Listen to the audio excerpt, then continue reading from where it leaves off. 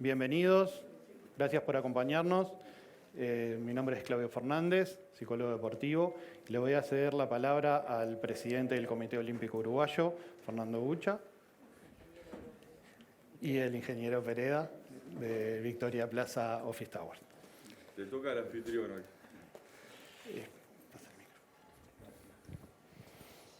Bueno, la verdad que es un lujo el evento. Muchísimas gracias por la participación al Comité Olímpico Uruguayo.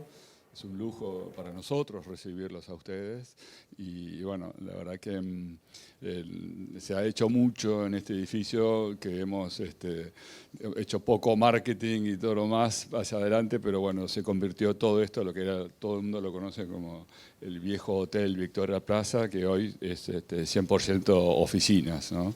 Y bueno, la verdad que no tenemos más que poder disfrutarlo, este lugar en particular, que es para hacer estos tipos de eventos y también para que las empresas que están acá instaladas tengan, digamos, un lugar para poder recibirlos y hacer sus eventos, ¿no? Ellos lo que quieran, ¿no? de participaciones. Así que bueno, a los cuatro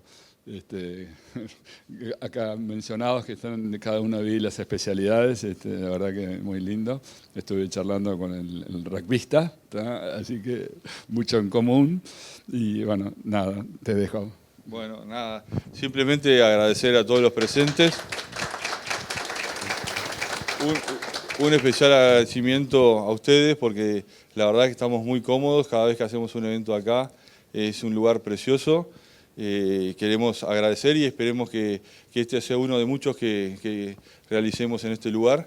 Agradecer a los deportistas, a Nicolás, a Lola, a Inés, al estimado Silva, atletismo, natación, vela y rugby hoy representados. Una temática que para nosotros es muy importante para el Comité Olímpico, la salud mental de los deportistas. No solo el Comité Olímpico piensa en el alto rendimiento, sino piensa en el desarrollo humano de los deportistas. Y bueno, en ese sentido venimos trabajando con la Comisión de Atletas. Este es un primer gran paso en ese sentido. Y bueno, felicitar primero por lo que fueron y son como deportistas y después por lo que están haciendo por su comunidad y por todos los atletas. Muchas gracias.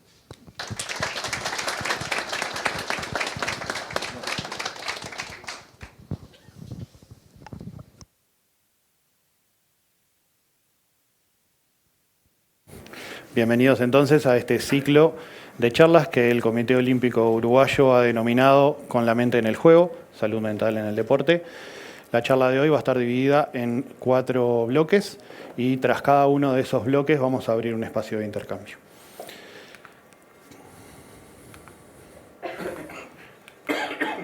Como introducción, comentar algunos datos del Comité Olímpico Internacional que mencionan que más del 50% de los deportistas, de los atletas profesionales en algún momento de su carrera experimentan síntomas o trastornos de salud mental. Incluso 1 de cada 6 atletas profesionales manifiesta en algún momento de su carrera haber tenido ideas suicidas.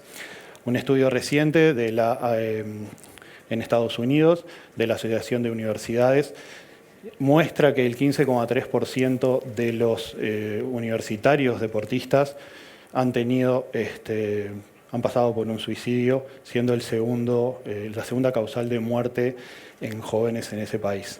Esta cifra se duplicó con respecto a un estudio que se había hecho hace 20 años, o sea, la tasa se duplicó en 20 años. Si bien hoy se está hablando mucho más de salud mental, muchas veces todos estos temas quedan ocultos por la cultura de la exigencia o la cultura del silencio. Es importante, sobre todo en el alto rendimiento, en el que a veces los deportistas no encuentran los tiempos como para poder dedicarse al cuidado personal de la salud mental, es importante tener en cuenta que la salud mental es un facilitador del alto rendimiento y no un obstáculo. Un deportista que esté sano mentalmente va a poder concentrarse mejor, tomar mejores decisiones y acelerar sus tiempos de recuperación.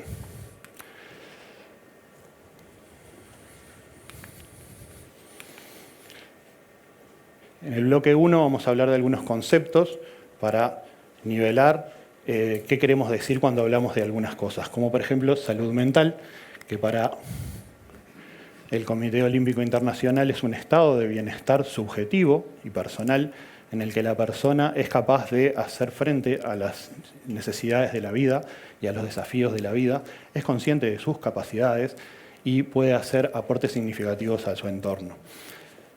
Esto es un continuo, existe en un continuo y es muy dinámico, desafía los términos absolutos. ¿Esto qué quiere decir? Que una persona que consideramos sana mentalmente puede atravesar durante su vida momentos en los que experimenta síntomas y padece algún trastorno mental. Y una persona que tiene una enfermedad mental diagnosticada también pasa por periodos de recuperación y en los que goza de buena salud. O sea que la mayoría de los seres humanos siempre vamos a estar fluctuando en alguna zona en el medio, en un equilibrio de salud mental, ni alcanzando un máximo rendimiento, ni estando en una situación en la que no podemos funcionar. Los deportistas muchas veces necesitan, por su profesión, alcanzar el máximo rendimiento y su potencial óptimo, y eso genera efectos que los traen para el otro lado en un efecto rebote, por lo cual es necesario fundamentalmente tener claro este ida y vuelta y este dinamismo. También en medios de prensa o en el día a día, en los vestuarios, se escuchan frases como, por ejemplo, un jugador está mal de la cabeza o hay un atleta que necesita ayuda psicológica, y manejamos como sinónimos conceptos que son bastante diferentes. En este caso, síndrome, trastorno y enfermedad son cuestiones que tienen síntomas distintos y requieren tratamientos distintos. No todos los malestares necesitan un tratamiento, aunque les tenemos que prestar atención. En esta tabla podemos ver esas diferencias. El síndrome es un conjunto de síntomas que generalmente se manifiestan juntos, como por ejemplo el burnout, del cual se habla y se está estudiando mucho hoy en día, que no necesariamente siempre necesita un acompañamiento psicológico. A veces con algún cambio en el entorno el deportista puede hacer el ajuste. En el caso de los trastornos, ya estamos hablando de cuadros clínicos con síntomas persistentes, como los trastornos de ansiedad, que afectan a muchísimos deportistas y que generalmente sí necesitan una atención psicológica y a veces psiquiátrica. Por último, el caso de las enfermedades, ahí ya estamos hablando de una alteración con alto impacto funcional que además tiene distintas etapas, conocemos y podemos prever su evolución. La depresión mayor es un ejemplo, y en el caso de las enfermedades siempre requiere un tratamiento, muchas veces con un enfoque interdisciplinario. Bien, disculpen si fui muy rápido, estoy un poquito nervioso. Pasamos al intercambio. Me gustaría preguntarle a Lola, ¿qué pensabas que era salud mental cuando vos empezaste con esto y cómo ha cambiado ese concepto al día de hoy? Bueno, primero que nada, buenas tardes a todos. Muchas gracias al comité y a todos por esta instancia. Es algo que no se da todos los días y la verdad que está bueno que se pueda repetir. Y bueno, yo creo que cuando arranqué pensaba que la salud mental era nada, que si no tenías ningún problema, que estaba todo bien, que si en tu entorno no había, justamente no había ningún problema, estaba todo bien. Y luego me fui dando cuenta con los años y la experiencia que la salud mental va más allá de eso, va en poder identificar qué es lo que me pasa, cómo gestiono mis emociones,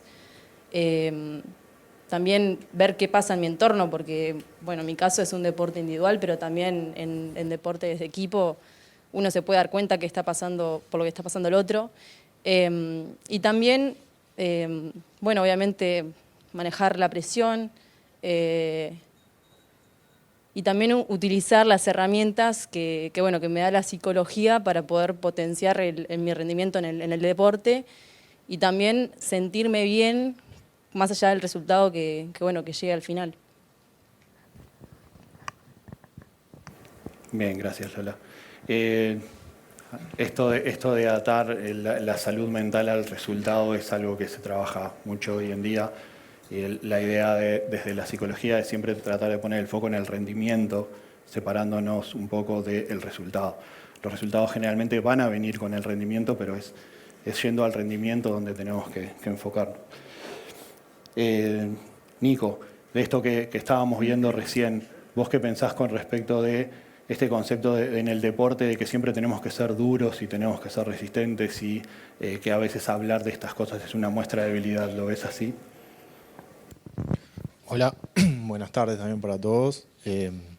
Gracias a los responsables de que esto pueda funcionar. Claudio, también a vos por el espacio. Y sí, comparto un poco también de que hoy en día capaz se está hablando un poco más de esto, de la salud mental, y nosotros nos fuimos, no sé, lo hablo por mí, pero creo que nos ha pasado también a cualquiera de nosotros cuatro, de que fuimos bastante inconscientes y nosotros mismos buscando nuestras herramientas como para salir adelante, y va mucho de la mano de esto, de aguantar y tratar de ser mejor, de ser competitivo, de superarte, y a veces capaz que lo más duro también es cuando vienen las lesiones, porque es algo de lo que nos zafamos. Pisar, apretar fuerte, morder fuerte, como decimos, y seguir adelante. Entonces, depende la edad, depende la experiencia que vayas teniendo, depende cómo lo vayas canalizando, cómo lo vayas llevando. Obviamente esto va afectando y a veces es como una fuerza bastante invisible, que sentís que no te hace nada, pero después va afectando un poco en cierta medida para lo que viene después a futuro y lo que tenemos que seguir afrontando en nuestra carrera. Entonces, que se sea un poco más consciente de toda esta parte de la salud, no solo la física, sino de la salud mental y cómo vamos encarando nuestras etapas de carrera deportiva, me parece muy bueno. Respondiendo a la pregunta, sí, nos hacemos lo fuerte, pero nos mostramos fuertes. Por adentro a veces no estamos tan fuertes como nos mostramos. Bien, gracias, Nico. Tenemos un espacio por si alguien del público quiere hacer una pregunta de este bloque. Bien, si no, seguimos.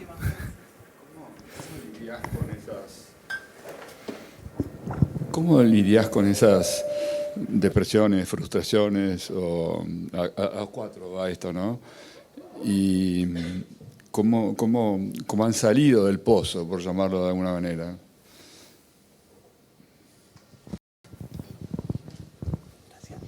Bueno, primero que nada, buenas tardes a todos. En mi caso, yo practiqué también un deporte individual.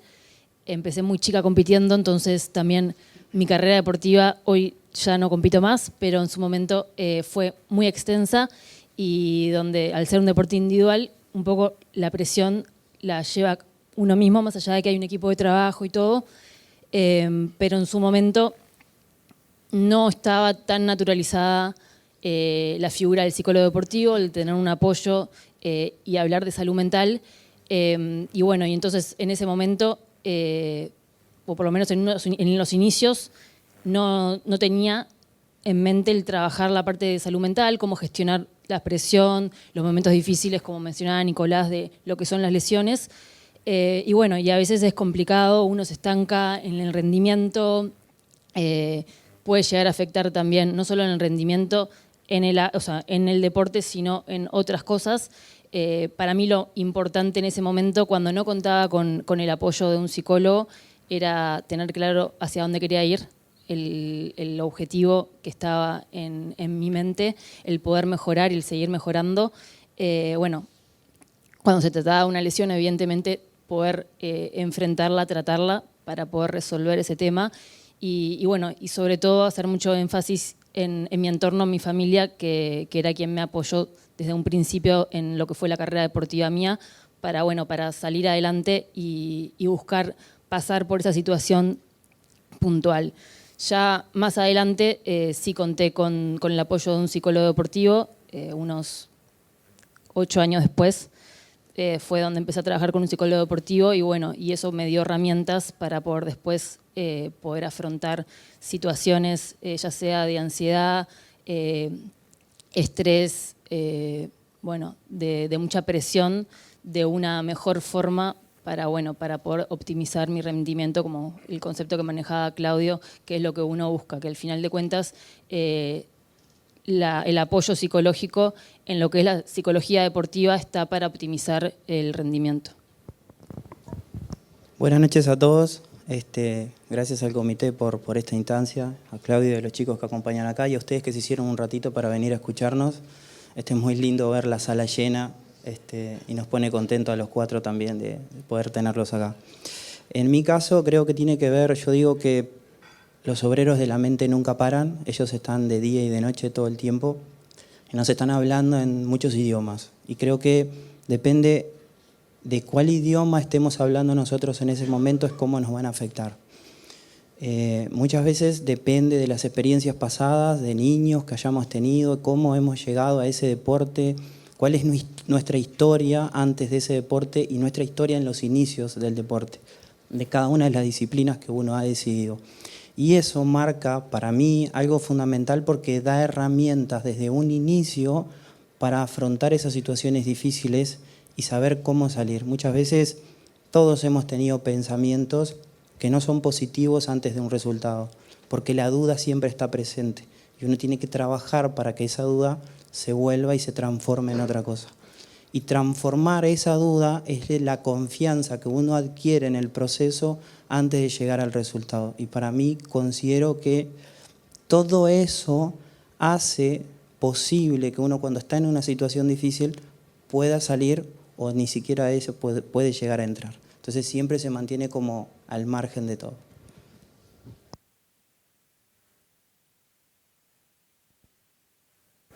Bien, muchas gracias. Pasamos al segundo bloque, en el que vamos a estar hablando de algunas de las problemáticas más comunes en deportistas con respecto a salud mental.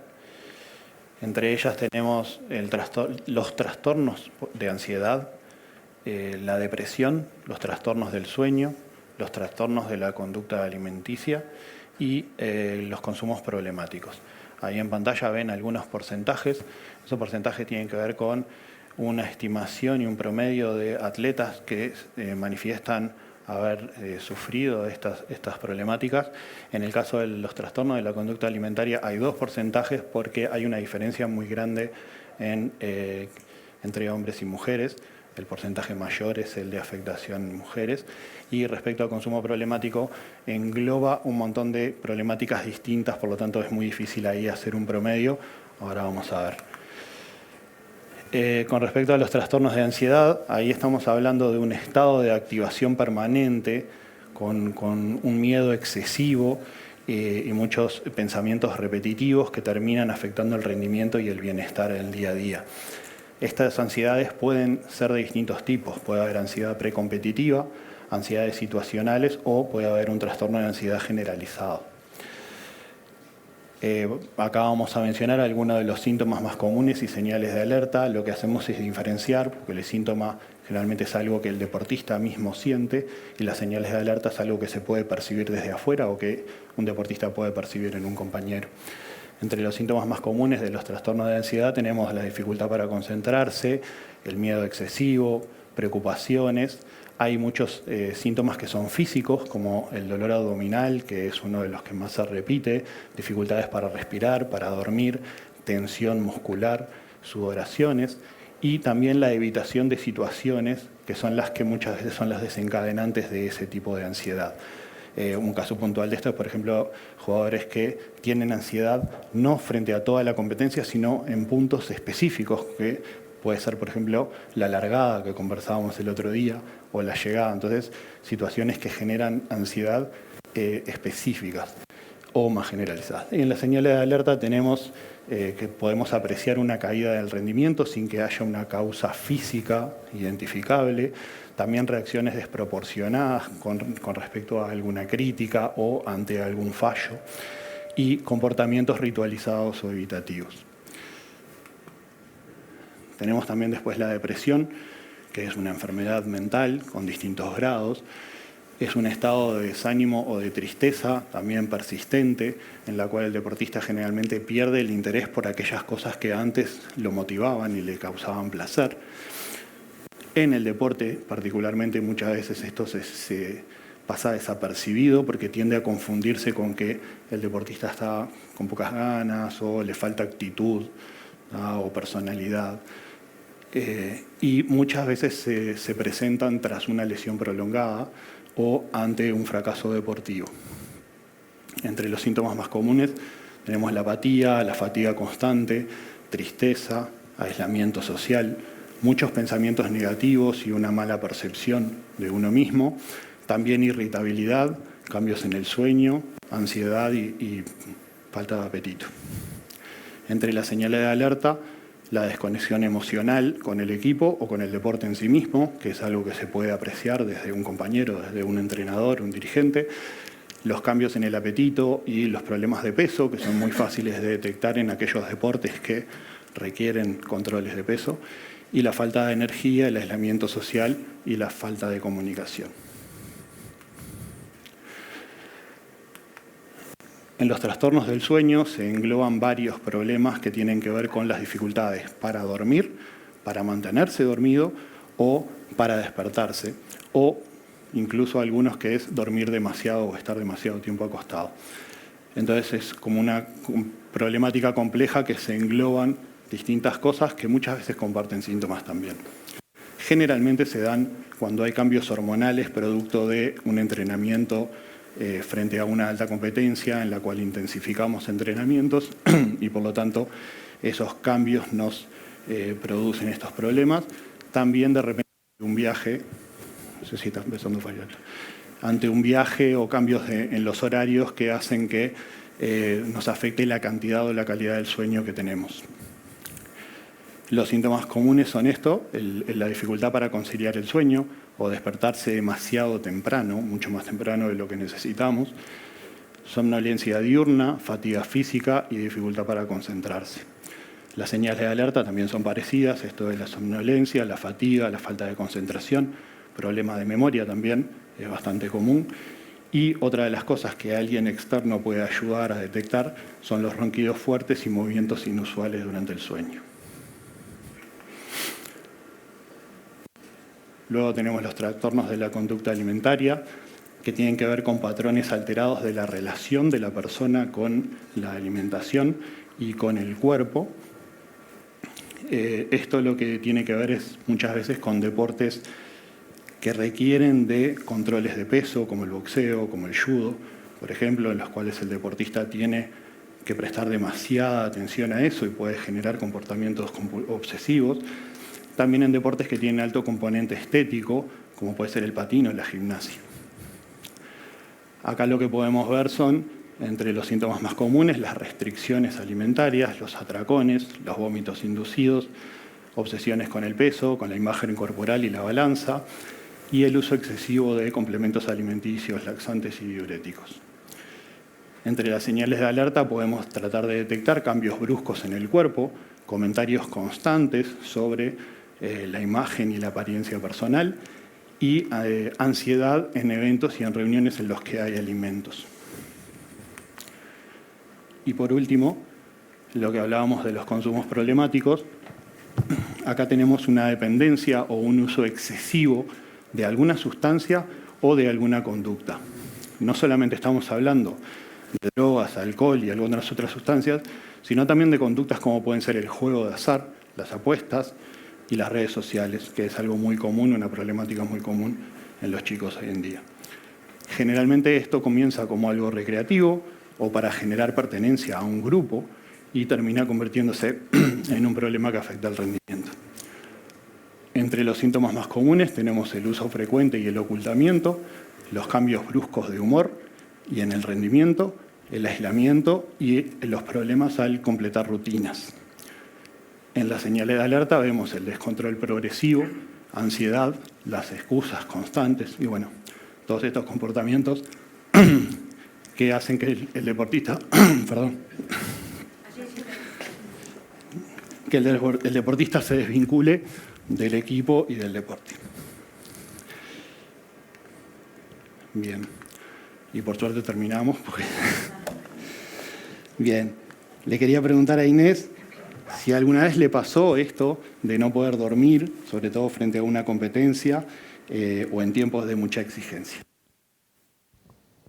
Sí, a mí lo que es el trastorno del sueño desde la ansiedad me sucedió en varias ocasiones, donde previo a una competencia importante me costaba conciliar el sueño, podía estar algunos días durmiendo mucho menos de lo normal y evidentemente esto tenía una repercusión en lo que era mi rendimiento. Fue algo que, bueno, todo lo que es la ansiedad y cómo también previo a dormir generar una rutina para poder bajar un poco esa ansiedad y que me permita dormir, fue como una de esas herramientas que junto a mi psicólogo trabajamos mucho para, bueno, para evitar el trastorno del sueño, o sea, no poder dormir y después que eso no afectara al rendimiento deportivo. Bien, gracias. Nico, ¿vos tuviste o viste alguna vez algún problema de estos de las conductas en la relación con el alimento, el tema de suplementos y del cuerpo?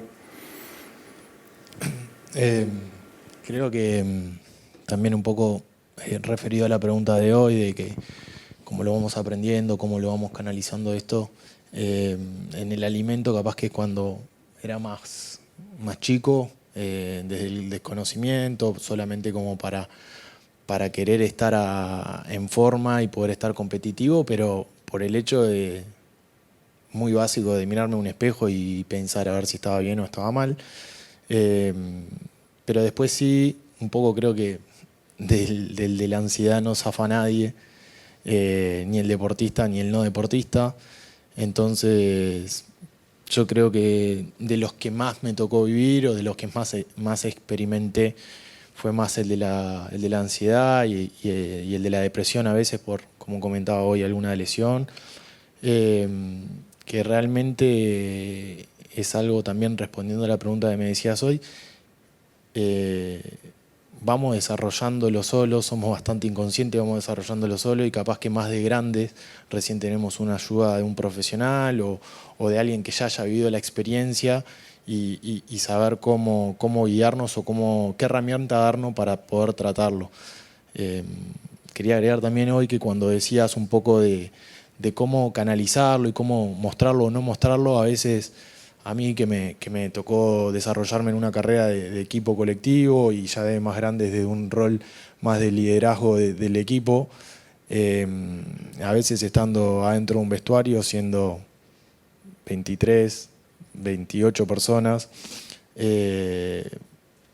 muchas veces capaz que después me pasaba de los más jóvenes venían y me decían, pero vos no tenés ansiedad, vos no estás nervioso, vos, digo, por adentro sí, pero tengo que aprender a canalizarlo para no transmitírtelo a vos o a los más jóvenes.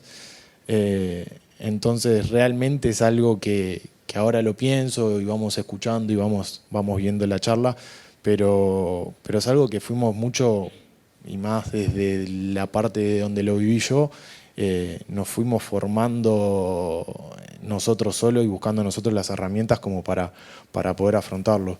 Más de grande también tuve la suerte un poco de conocer a algún psicólogo o algún coach que me pudiera ayudar como para también encarar estos temas, pero sí, esos dos me parecen los más importantes y los más de los que tenemos que ser más conscientes como para saber llevarlos adelante y poder competir como esperamos. Bien, gracias Nico. Lola, con respecto a esto que venían hablando de ansiedad, depresión y eso, ¿alguna cosa que por ejemplo hoy haya y de repente te hubiera gustado que tuvieras en tu época más joven cuando empezabas? Y muchas cosas. O sea, ahora pienso que cuando arranqué y sentía todos los nervios al competir y la ansiedad y todo, de haber sabido en ese entonces todo lo que sé ahora y todo lo que he desarrollado con los años, creo que la historia sería otra. Pero como decían hoy, armamos nuestros rituales previo a la competencia que nos ayudan a bajar justamente todos estos nervios, todos estos sentimientos por los que pasamos. Y, por ejemplo, yo encontré en el sudoku que es algo que mantiene mi cabeza activa, pero a la vez, por ejemplo, me tranquiliza mucho. Y sorprendentemente, dentro de la vela, mis amigas también encontraron lo mismo en el sudoku y muchas veces, día previo del campeonato, nos ponemos en una mesa y hacemos campeonatito ahí de quién termina el sudoku antes. También la verdad que es algo que la camaradería dentro de la vela es algo muy lindo y se dan estas instancias. Pero bueno, más allá del sudoku también obviamente tengo, por ejemplo, una rutina de meditación que hago siempre el día previo a la competencia. También intento dejarme ese día libre y algo que disfruto mucho es tomar café, simplemente sentarme en una mesa, tomar café y no sé, ver pasar los autos o lo que sea. En diferentes cosas de la vida he encontrado situaciones o cosas que me hacen bajar un poco y me doy mi tiempo justamente para poder disfrutar de esas cosas, porque bueno, más allá de ser deportista también soy una persona y paso por muchas cosas que bueno, también como decía hoy Inés, también hay cosas ajenas al deporte que influyen en nuestro rendimiento.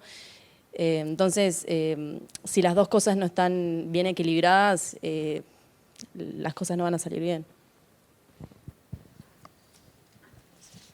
Bien, gracias Lola.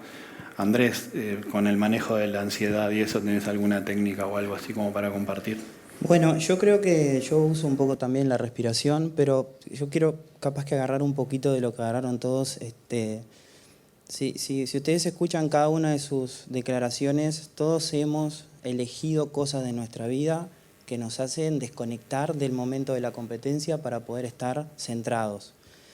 Y las pequeñas cosas, como dice Lola, en el momento precompetitivo o el día previo o la semana previa es fundamental, porque es cuando uno tiene que estar o intentar estar más tranquilo, que es un montón intentar estar más tranquilo, porque como dice Nico también, uno por dentro está guardando y está reprimiendo todas las semanas de hacer un montón de esfuerzos repetidos que se va a ver reflejado en un momento determinado o en un día específico, donde así como todos ustedes nos están mirando ahora nosotros lo sentimos del otro lado también. Y eso muchas veces es, si no lo sabemos manejar, una mochila muy pesada. Entonces, encontrar esos pequeños momentos previos al día, a la noche, a la competencia, hacen que uno se desconecte de ese obrero que está hablando en la mente y te saca y te pone en tu lugar, o sea, te pone en el momento presente. Mi ejemplo va de un extremo al otro. Mis primeros Juegos Olímpicos fueron en el año 2004, mis primeros Juegos Olímpicos, entonces para mí era una expectativa enorme estar en un Juego Olímpico. Obviamente salieron como salieron, no como yo quería, pero era el momento de estar en un Juego Olímpico. 2016, mis últimos Juegos Olímpicos en Río, yo me senté un día en mi casa y dije, ¿qué hice acá? ¿Qué hice acá? ¿Qué hice acá? Desde 2004, listo.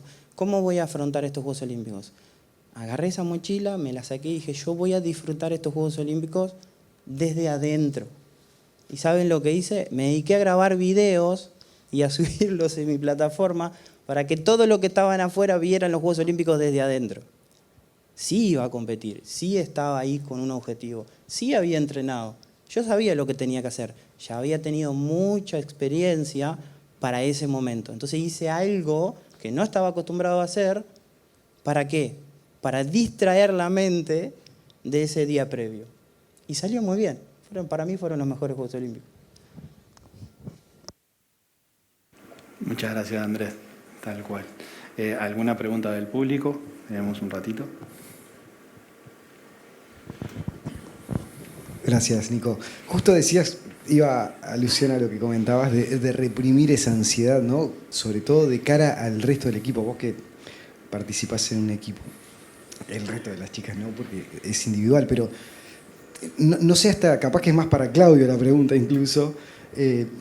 Si en vez de tal vez reprimirlo, no sé si la palabra es reprimirlo, pero tal vez como catalizarlo de alguna otra manera a ese sentimiento, esa sensación, porque en definitiva está ahí. Capaz que reprimirlo termina desembocando en cualquier otro lugar. Digo la ansiedad porque justo estaban hablando de la ansiedad, pero perfectamente puede ser cualquier otro tipo de emoción o sensación.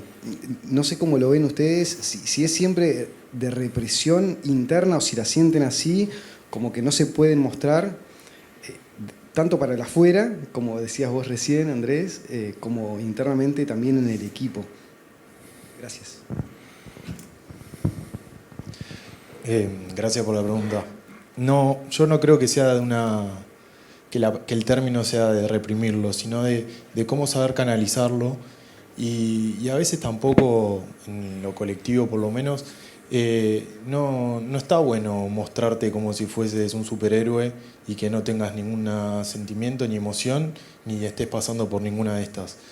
Solamente como que tenés que encontrar también el momento y el lugar.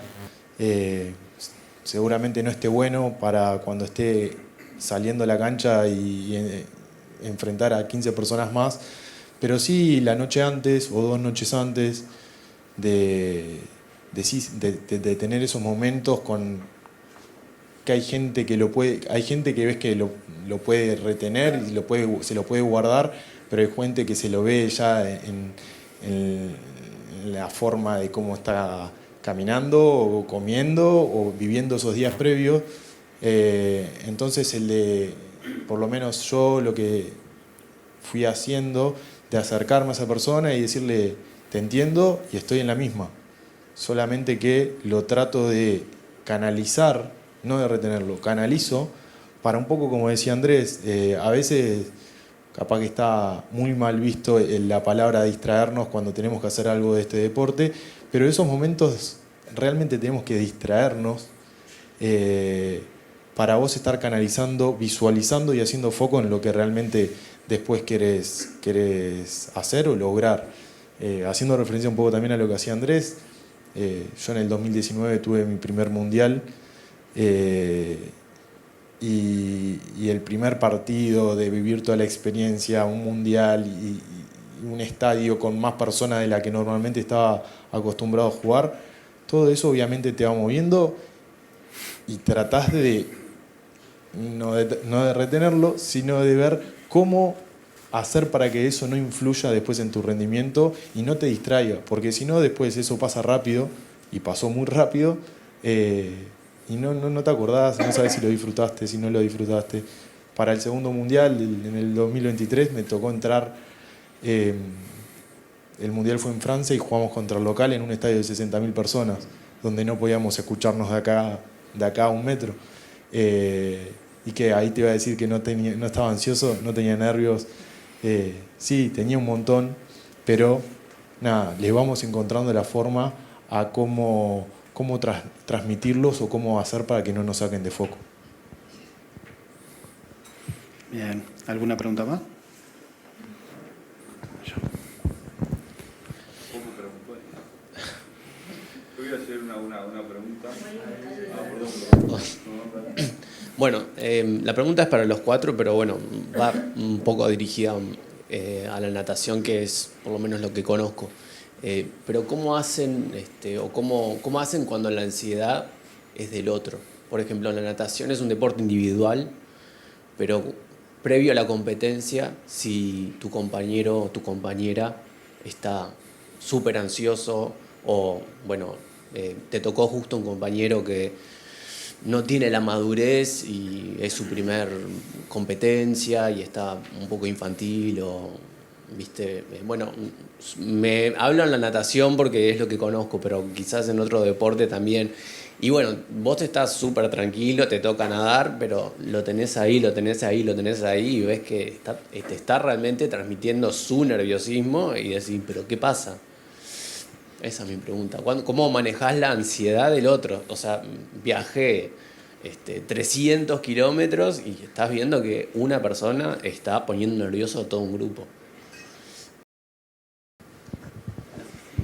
Bueno, en realidad desde la natación, siendo un deporte individual, pero también hay instancias donde se viaja o se compite en equipo, sí, sin duda que surgen esas posibilidades de que alguien canalice o exteriorice más, porque capaz que uno puede estar ansioso pero no lo exterioriza, el poder de alguna forma ayudar sin dejar que esa ansiedad nos termine afectando.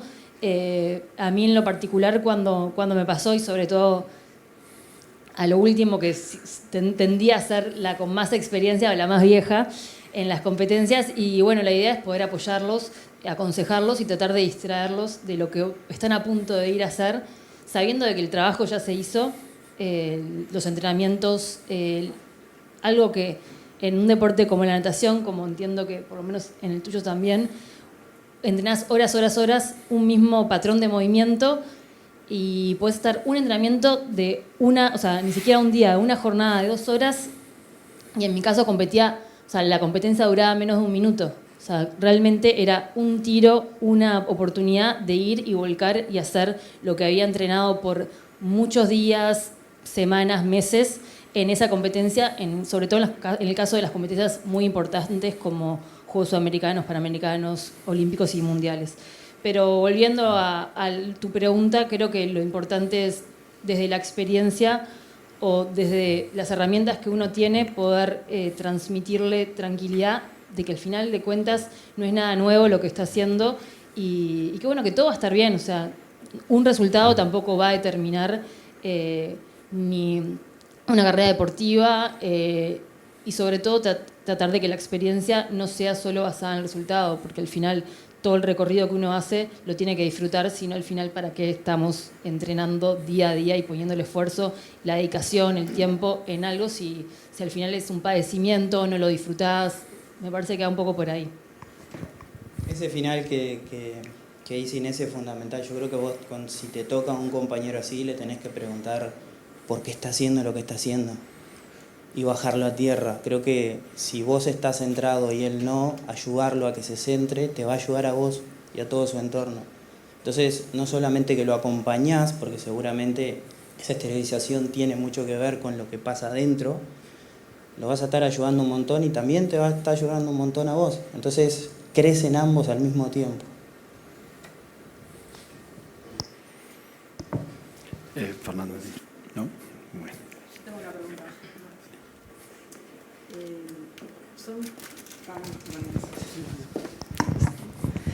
Quería preguntar, creo que los 4 son relativamente jóvenes en el sentido que no son personas tan mayores tampoco, pero tienen unos años y algún que otro partido jugado en el sentido figurado.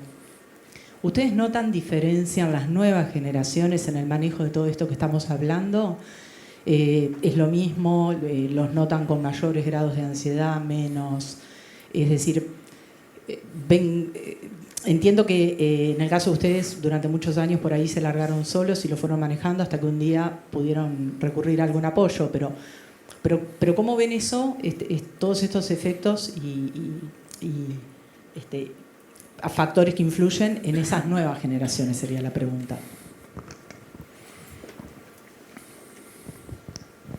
Bueno, yo te hablo desde por lo menos el entorno en el que me muevo, que además sigo involucrada en todo lo que es el deporte y bueno, y tengo contacto con las nuevas generaciones, donde evidentemente no quiero generalizar tampoco porque siempre hay excepciones o personas que no cumplen con esto de que por lo menos en mi caso lo veo como que en las generaciones de hoy hay poca tolerancia al fracaso y por ahí la inmediatez del resultado hace que no se logre un proceso, haya una capaz que o una deserción del deporte a una edad temprana y que bueno, y que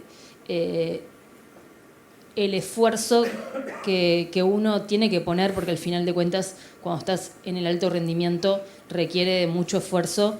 Yo por ahí entiendo que la palabra sacrificio tengo ahí como mis dudas porque también, por lo menos en mi caso, yo lo hice por elección, no me obligaron, sí tuve el apoyo de mi familia y de muchas personas más que me acompañaron en ese recorrido que elegí, pero volviendo a la pregunta, creo que pasa un poco eso, que por ahí el cómo se maneja las frustraciones o el no cumplir con los objetivos a corto plazo. No sé si todos, pero en muchos adolescentes de esta generación se tiende a ver más.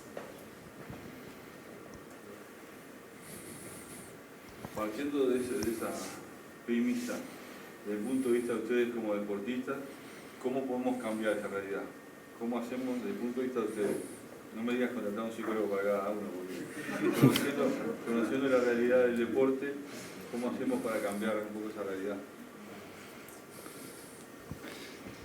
Yo personalmente creo que el entorno es muy importante, sobre todo en edades tempranas, donde si bien tiene que haber una motivación interna, también el entorno tiene que colaborar con esa motivación para mantener a los deportistas motivados, enfocados en cuál es el objetivo, ya sea en un deporte de equipo o individual, cuál es el objetivo que se quiere cumplir y que bueno, que además no siempre depende de factores internos, hay factores externos porque al final uno o compite con otro, que perfectamente en un caso donde no es un deporte de resultado y no de tiempo y marca, alguien puede utilizar una táctica, por decir, un deporte de lucha, por ejemplo, mejor, o en un deporte de tiempo y marca, si estás clasificando y hay ciertos cupos, pero tu resultado o tu tiempo lo mejoraste, ver el lado positivo también, como creo que el entorno ahí es muy importante para buscar que esto no sea así o por lo menos mitigarlo. Desde mi lado yo creo que generar espacios de interacción es muy importante con otros deportes, no solamente con el deporte de uno mismo. Que aprendan desde temprano a conocer su deporte y a conocer otros deportes, cómo funciona realmente. Pero para mí darle la oportunidad de poder decir algo es importante. O sea, más allá de que sean nuevas generaciones, de que sean hiperactivos, de que los estímulos que hay en nuestro entorno son un montón, cada vez hay más, es fácil perderse en el camino. Yo creo que si el deporte abraza esa situación y mira más para adentro y brinda esos espacios de, bueno, contanos, hablanos, contanos cómo te fue, contanos tu experiencia, qué sentiste. Yo creo que desde ese lado crea una comunidad deportiva mucho más amplia y fuerte y hace un escudo contra esas distracciones. Eso es mi opinión. Yo quería agregar, y que también haciendo un poco de referencia con la pregunta, a mí me parece que hoy un poco las nuevas generaciones, la diferencia que tienen es que, un poco como esto, se es más consciente de esto. Y ahí también está la responsabilidad un poco de la organización, el equipo, el entrenador o lo que fuese, en saber que esto existe. Te voy a llamar Andrés como el más experimentado, pero hace 15, 20 años o hace 15 años, ¿cuántos psicólogos deportivos o cuántos coaching deportivos conocías, sabías o había en el entorno como para poder tratarse con él? Pocos. Bueno, hoy en día, y justamente también con esta charla, yo creo que lo que se busca y lo que se está haciendo es que se es un poco más consciente de que está esto. Y a mí me ha tocado, me ha pasado de que lleguen chicos más jóvenes de 19, 20 años y ya trabajan con un psicólogo deportivo o ya lo conocen o ya han tenido en algún momento algo de eso. Después, si son diferentes las generaciones por cómo vienen preparados o no, es un tema aparte. Pero yo creo que el punto, y yendo más a tu pregunta, es a que las organizaciones, repito, organizaciones, equipos o lo que sea, sean mucho más conscientes y no lo tomen como un costo. Porque hoy lo decía Lola, antes que jugadores, antes que deportistas y antes de nada somos personas y también tenemos que canalizar para poder rendir lo que la organización, el entrenador o incluso las personas que estamos representando tenemos que, para poder rendir así, tenemos que estar bien. Entonces yo creo que tiene que haber un punto de inflexión y realmente estar bien marcado lo de la responsabilidad un poco que tiene que tener también la empresa como para darle las herramientas, que no me quiero adelantar ahora que Claudio sé que lo va a seguir comentando, pero como para darle las herramientas a que él las pueda ir, en función de las que aprendió, él las pueda ir llevando para como mejor se adapte su cabeza, su cuerpo y su disciplina. Sí. Considerando una pregunta para los cuatro, considerando las diferentes etapas, ¿no? La infantil, la juvenil y ya la de mayor, ¿Cuándo comenzaron a sentir esa presión o esa ansiedad? ¿Desde siempre o en una de esas etapas exclusivamente? Yo creo que en mi caso la empecé a sentir cuando tomé conciencia de lo que estaba haciendo. Porque para nosotros el mini atletismo es un juego de iniciación. Entonces, vos venís en esa etapa de todo te parece divertido, hasta que entras en un momento que se pone serio. Y cuando se pone serio, desde que vos empezaste, yo empecé a mis 12 años, y a mis 16 años era campeón del mundo. Creo que a partir de ahí, en ese momento, dije, ok, esto va en serio. Bueno, ¿qué quiero hacer con esto? No es cómo lo voy a hacer, sino es qué quiero hacer con esto. Yo quiero viajar. ¿Cómo hago para viajar? Tengo que entrenar, tengo que hacer esto. Ok, perfecto, ahí vas todo divino. Tenía un propósito personal y usaba el medio de el deporte. Perfecto. ¿Y en qué momento apareció la mochila? La mochila empezó a aparecer cuando empezamos a escuchar las malas acciones que teníamos dentro del deporte. Las malas acciones eran cuando no nos iba bien. Cuando no nos iba bien, nosotros decíamos, pero si entrenábamos, nos levantábamos, nos esforzamos, venía todo bien. ¿En qué momento esto dejó de ser divertido? En el momento en que nosotros creímos, o por lo menos yo creí que la seriedad era obtener siempre el mejor resultado. Cuando perdí el foco, ahí empezó a ser una mochila. Y hay muchas veces que uno puede lograr entrar y salir de esa situación y puede sacarse esa mochila en diferentes situaciones. El tema es que cuando entras y la rueda empieza a girar siempre igual y uno no logra salir de ahí porque el esfuerzo a medida que van pasando los años va aumentando, el nivel va aumentando, la responsabilidad aumenta y eso se hace cada vez más grande. Y a veces es tarde cuando te das cuenta de que tenés una opción de salir de ahí, que es simplemente dar un paso al costado, pensar en cómo venía sucediendo todo y pararte en ese lugar. A veces cuesta pararse 1 centímetro más afuera.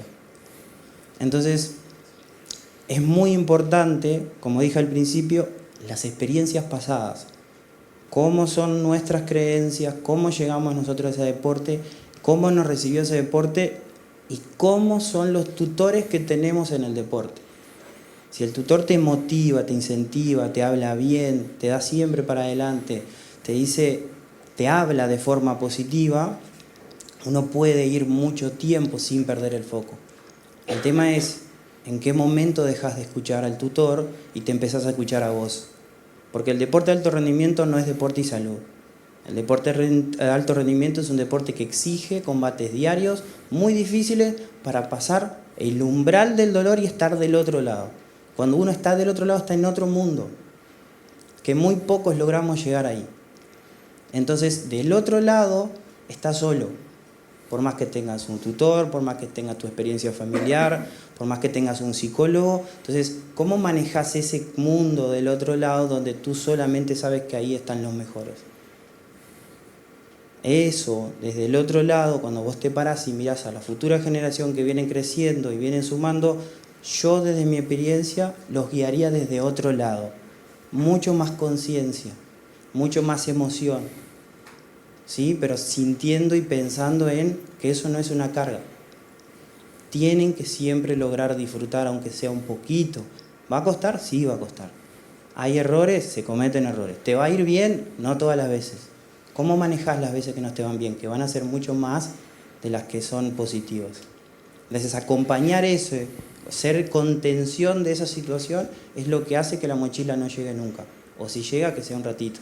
O sea, hay un trabajo que hay que hacer en la etapa infantil que es clave. Hay que hacer un trabajo en la etapa infantil que es clave. Y esa es la que nos faltaría. Esa es la que faltaría. Los deportes, como decir todos los deportes. Sí, exactamente. Esa es mi opinión, yo lo veo así. Yo creo igualmente, personalmente, creo que no siempre la mochila te la podés sacar. En mi caso, el tema de la presión y todo lo que conlleva, o sea, yo hago deporte desde muy chiquita y también el tema es que por ahí llegaron ciertos resultados de muy joven y a los 15 años pude ganar una medalla en los Juegos Panamericanos y ya clasificar a los Juegos Olímpicos, a los 16 fue eso, a los 17 ya me habían nombrado abanderada en la apertura Y lo vi como un gran orgullo, pero también fue una gran presión de, bueno, saber que tengo que representar a 3 millones. Y también o sea, tengo que representarlos y no defraudar, no puedo cometer errores y en realidad, justamente lo que decías, o sea, a ver, tenemos que aprender a convivir con el error, porque principalmente en la vela, creo que el que gana justamente es el que comete menos errores. Está ya sabido que en algún momento le vas a pifiar, pero yo personalmente creo que la mochila esa de la presión no me la he podido sacar. Lo que sí he aprendido y he utilizado ciertas herramientas para poder hacer que la mochila sea un poquito más liviana. Y capaz que cuando caí, que bueno, esto puede, o sea, puedo convivir con la presión, pero pasa a un plano secundario y creo que eso fue, o sea, me di cuenta al menos cuando fui a una competencia y me fue mal. Porque también el tema hoy en día entra mucho en juego las redes sociales. O sea, yo desde muy chiquita ya me hice un poquito conocida y sentía que todo el mundo me estaba mirando y la verdad es que no era así. O sea, obviamente si ganás, ahí están todos para aplaudirte, pero si le errás y perdés, son pocos. Y la verdad es que si te va mal, no va a morir nadie. O sea, la vida sigue, es justamente aprender a convivir con el error. Y bueno, una competencia me fue mal, vi que no había cambiado nada, era simplemente, bueno, arrancar de vuelta, hacer todo el proceso de vuelta, y ahí empecé a disfrutar un poco, o sea, disfrutar el error, de cierta forma. No es que obviamente voy y elijo hacer una virada mal, o elijo ir por el lado malo de la zona de regatas. Simplemente sé que está la posibilidad, la tengo en cuenta, o sea, tengo en cuenta que esa posibilidad existe y también tengo en cuenta todo un abanico de posibilidades y elijo todas esas, pero también sé que la oportunidad y el lugar de errar está y si pasa, no pasa nada. Pero nada, yo personalmente aprendí a convivir con el error, la presión y la mochila y siento que hoy por hoy la sigo teniendo. Simplemente logré con años y años de psicólogo, de hacer que la mochila sea cada día un poquito más liviana.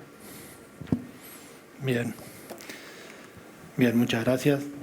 Vamos a avanzar porque venimos por ese lado, venimos hablando de esto de la mochila, venimos hablando de herramientas para cómo manejamos ciertas situaciones y mucho de eso tiene que ver con lo que vamos a ver en el bloque 3, que son los factores de riesgo y factores protectores. Los factores de riesgo y factores protectores se clasifican en 3 grandes grupos dentro de lo que es el deporte. Están los que tienen que ver con la competencia específicamente, los que tienen que ver con cuestiones intrapersonales y los que tienen que ver con el entorno. Bueno, ahí. Perdón. Dentro de los factores de riesgo, entonces, al principio de la charla habíamos mencionado el tema de la cultura de la exigencia, esta necesidad de ser perfeccionista, de rendir siempre lo máximo, de no encontrar un lugar para el descanso, para el error. Lo que tiene que ver con las presiones del entorno, que muchas veces generan expectativas, que producen miedo, que generan ansiedad. Esas presiones pueden ser desde la familia, desde los medios, pueden ser institucionales. Hoy también tenemos todo lo social, porque siempre están súper expuestos por redes sociales. Después hay una cuestión intrapersonal con respecto a las metas poco realistas, que a veces son impuestas por un entrenador, por una institución, un club, otras veces son propias, el querer superarme, el querer llegar a algo que no es adecuado para mis capacidades reales actuales. Voy a tener que hacer un trabajo para llegar ahí y en algún momento voy a llegar, pero las metas tienen que estar acordes a mis capacidades actuales. La cultura del silencio, que también la habíamos mencionado, tiene que ver con el miedo a las represalias, a ser juzgado, el callarme lo que me pasa o a veces incluso recomendarle a alguien que calle lo que le pasa para no sufrir esas represalias. La falta de educación emocional, esto de la contención que estaban comentando recién, dificultades para reconocer lo que me pasa y poder gestionarlo, poder regularlo. La falta de espacios de escucha. Hoy se está haciendo un trabajo muy bueno en esto con la Comisión de Atletas para generar espacios en los que entre pares se puedan hablar, se puedan mencionar las cosas y compartir. Después están sobre todo los factores que tienen que ver con las etapas críticas, ¿no? Cuando decía Nico, las lesiones, también las transiciones, cuando cambio de categoría, cuando cambio de club, cuando llega el momento en que me citan a la selección y tengo que participar en una competencia internacional. Todos esos puntos son factores de riesgo porque ahí hay una carga emocional mucho mayor a la que el deportista viene acostumbrado. Y hay una incertidumbre en el que va a venir después.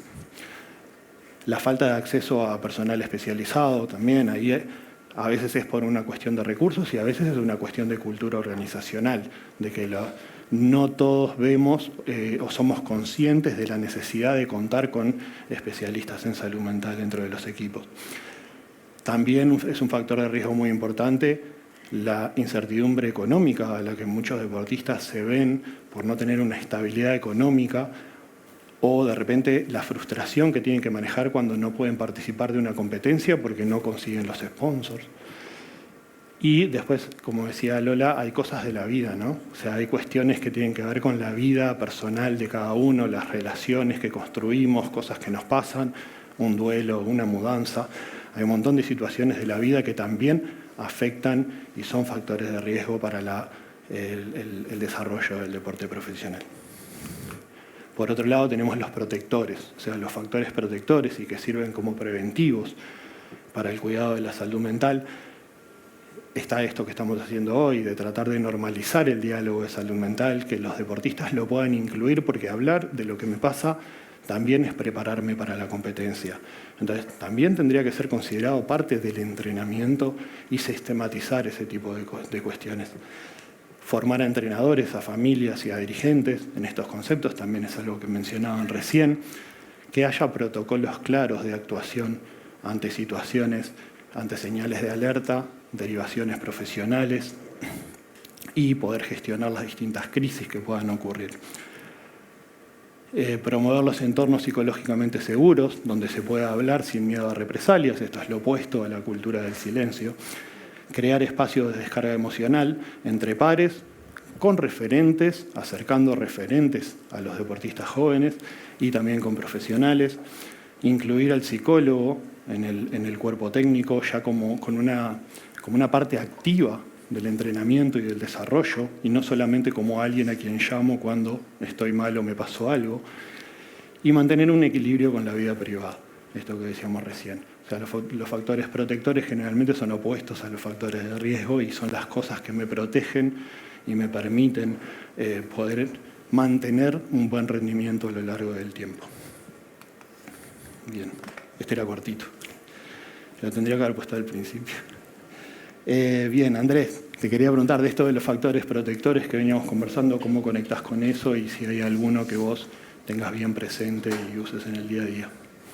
Bueno, para mí fue muy importante mi familia, tener amigos fuera del deporte y generarme espacios de comunicación, de habla, de decir las cosas, de expresarme. Eso para mí fue fundamental y fue durante mucho, y es parte de mi vida.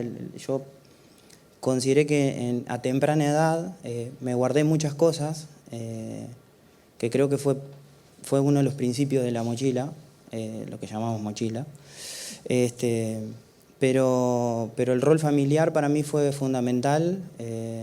Si bien tuve decisiones divididas en mi familia, uno que sí y el otro que no, pero el que sí estuvo más presente y me incentivó a ir adelante. Amigos fuera del deporte me permitían no estar siempre con la mente puesta ahí, era mi distractor, un sano distractor.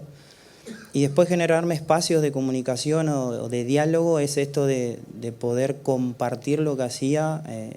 Tenía amigos dentro del centro de estudio que son hoy mis amigos actuales, donde el cual contábamos las cosas más íntimas y eso me permitía a mí tener una armonía en ese círculo que no era muy grande. Así que para mí eso fue fundamental. Bien, gracias. Inés, de las cosas a lo largo de tu carrera, algo de esto que te hubiera gustado tener, que sentís que hoy se está desarrollando un poco más. Sí, en realidad vuelvo a recalcar como el espacio para poder conversar, tal vez por mi personalidad como más introvertida, me costaba más poder expresarme sobre mis sentimientos, sobre cómo estaba viviendo cada una de las situaciones y por ahí el tener la oportunidad de contar después y tener un apoyo psicológico me dio la chance de poder canalizar muchas de las cosas que me estaban pasando a través de la figura del psicólogo y que bueno, que por mucho tiempo, o sea, no la tuve.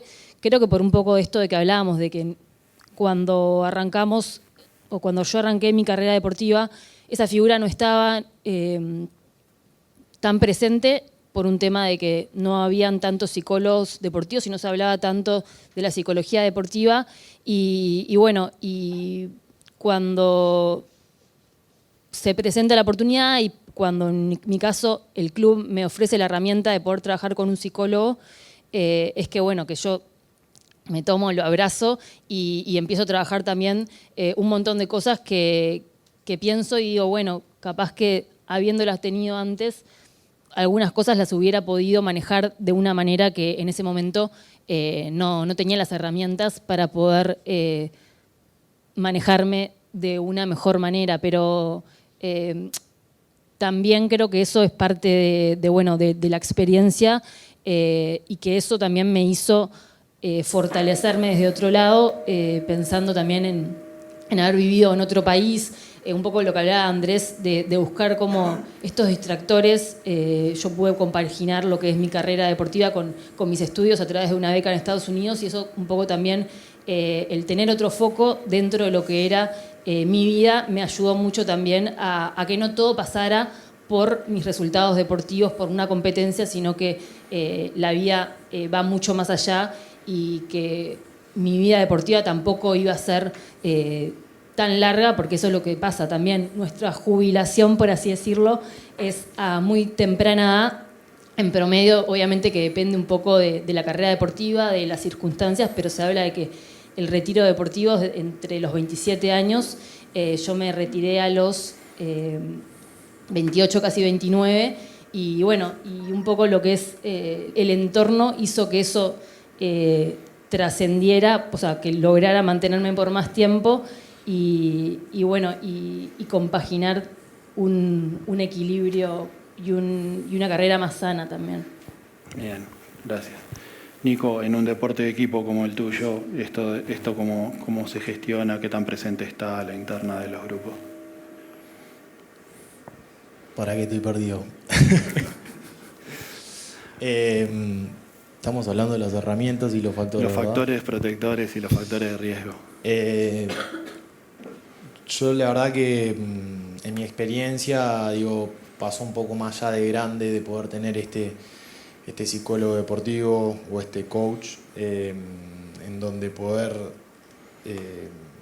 decantar un montón de emociones para poder que él también nos ayude o nos dé las herramientas y nosotros podamos ir, como decía hoy, armándolas en función de cómo nosotros las sentimos, lo vivimos. Y después también comparto lo que decía Andrés, digo, agarrarte a veces como para esa distracción de la familia, de los amigos o de lo que no estás acostumbrado a hacer el día a día, no digo 24/7, pero le estás dedicando un montón de tiempo ahí, tratar de desconectar de eso, realmente salir de ahí como para no agobiarte y después poner más carga en la famosa mochila que tanto nombramos. Bien, gracias. ¿Alguna pregunta respecto a esto de los factores del público? Otra, perdón. Lo que decías, Inés, me quedó pensando de la vez anterior que quise intervenir. La etapa de retiro que vos mencionaste, no sé si vos la trabajaste o la trabajan. ¿Cómo están en ese rubro que me parece que es súper delicado? Porque lo planteaste súper correcto. Tienen una jubilación súper temprana para el promedio de los oficios, profesiones, etc. y el impacto que puede llegar a generar emocionalmente, o saber qué pasa mañana. Hoy dejo de competir y mañana a dónde voy. No sé cómo lo hacen los cuatro, en realidad va para los cuatro, pero te tomo a ti como punta de lanza. Gracias. Dale, sí, creo que es muy importante la pregunta que vos planteás, porque digo jubilación porque en realidad no es reconocida nuestra actividad en los deportes que hacemos nosotros, pero sí, no todo el mundo se prepara para el día después, cuando el día después puede suceder en cualquier momento también, porque una lesión te puede dejar afuera de poder mantenerte en una carrera deportiva de forma abrupta. Y bueno, y en mi caso personal, yo lo trabajé. Por ahí me hubiese gustado igual que la transición hubiese sido un poco más progresiva, ¿sí? Porque en ese momento yo entendía de que, bueno, para hacer el deporte tenía que dedicarle un tiempo y compaginarlo con lo laboral era complicado por un tema de la dedicación que implica el deporte y la posibilidad que se me podía dar a nivel laboral, que en ese momento no estaba, porque también a veces no todas las empresas, las organizaciones entienden el valor que también, más allá de la falta de experiencia que podemos tener en el campo laboral, que tenemos gracias al deporte y lo que le podemos aportar, más allá de que en mi caso, por ejemplo, yo también me preparé con estudios. Pero bueno, entiendo de que no es fácil. En mi caso, el psicólogo fue cuanto más me apoyó en ese acompañamiento cuando decidí terminar una etapa muy importante de mi vida para empezar otra. Pero bueno, creo que es donde hay que más acompañar a los deportistas que dejan de ser deportistas activos y que, bueno, a veces como el sistema, cuando dejas de ser activo, ya no tenés como... Se cree que no hay un valor en esa persona porque ya no le aporta a lo que es el sistema, ya sea federaciones, clubes, etc. Entonces creo que ahí es donde tenemos un trabajo muy importante como organizaciones que hacer para ya sea acompañarlos o en el caso en que se pueda también captarlos para retenerlos en otros lugares dentro del deporte. Bien, gracias. ¿Alguna más?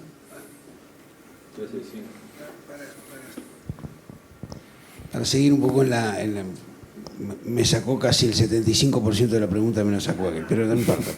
Pero para tratar de seguir un poquito, a los cuatro, ¿no? Andrés. Está claro que el retiro deportivo es una profesión en la que el retiro es demasiado temprano. Las otras profesiones estamos toda la vida, ¿no? Entonces, tomando eso en cuenta, ¿no? Y ese apagamiento de las luces y de las estrellitas de colores que se dan, bueno, ¿qué factores señalarían ustedes como especialmente estresores de ese tema? Desde la realidad uruguaya, porque, varios ya han dejado, otros capaz que dejan en poco, no sé. Me parece que si no solamente cómo lo gestionan, sino qué factores señalarían especialmente delicados a la hora de eso, porque también sabemos que muchos deportistas terminan teniendo graves consecuencias, algunas irreparables, precisamente en esa etapa. Esa es la pregunta, que es el 25% de la pregunta que ella hizo él. La segunda, que tiene que ver con esto, es qué preparación previa, es decir, cómo viven a lo largo del proceso, cómo se plantea. Tú decías, yo estudié, me preparé, bueno, ¿qué factores ahí no están del todo resueltos, o ven ustedes que no están del todo resueltos, para abordar esa etapa inevitable de la vida en la que el deportista debería dejar el deporte y no el deporte dejar al deportista? Esa es un poco la...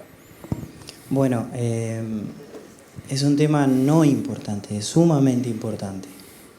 Y acá yo tengo una experiencia y tengo mi punto de vista. Yo también hice mi proceso final con un psicólogo. Y mi proceso era llegar al final de mi carrera deportiva y pasar a la vida. Porque nuestra vida, en este punto del rendimiento, es el deporte. Y nosotros llevamos a la par el estudio, la familia y todo el trabajo y todo eso. Pero el pilar más importante es el deporte. Cuando uno va dejando el deporte, todo lo demás se pone un poquito más relevante y se hace más presente.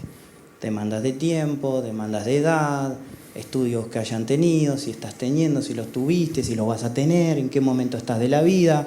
Todo eso empieza a acercarse y empieza a tomar relevancia y el deporte se empieza a ir poco a poco. El estado emocional en este momento cumple un rol fundamental. Más allá de la experiencia deportiva que hayamos tenido, para ese momento no hay experiencia deportiva, hay experiencia de vida. Y a veces no es suficiente porque no podemos predecir lo que viene. La parte psicológica cumple un rol fundamental, pero hay que tener en cuenta de que cómo uno se viene preparando para ese post carrera deportiva y cómo lo recibe a ese post carrera deportiva. Tiene que ver el deporte que le ha tocado, tiene que ver los estudios que haya tenido, las personas que tiene a su alrededor, las instituciones deportivas que tengo más cercanas, quién me sigue respaldando sí o no. Es un poco todo el complemento. Pero a mí me pasó algo en mi experiencia, es que mi psicólogo solamente pudo llegar hasta el final de mi carrera deportiva.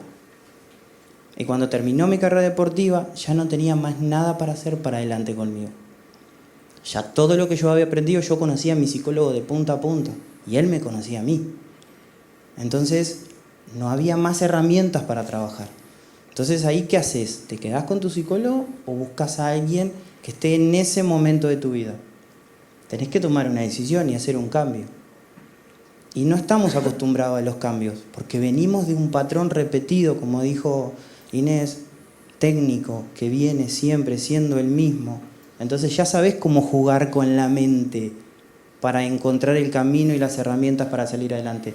Pero lo que viene ya no tiene ese camino, ya no es lineal. Y tampoco es literal. Entonces necesitas poder saber cómo encontrar a ese profesional que te pueda ayudar a seguir adelante si es que lo necesitas. Pero si del otro lado no hay una red de contención que enlace, bueno, fuiste un deportista, le dedicaste mucho tiempo al deporte, muchas horas, no está reconocido desde la forma jubilatoria, ok, perfecto, ¿qué hacemos después? ¿Es tu carrera personal o es tu experiencia la que va a seguir adelante? ¿Es tu parte académica o tu experiencia deportiva la que va a seguir adelante? ¿Qué camino tomas?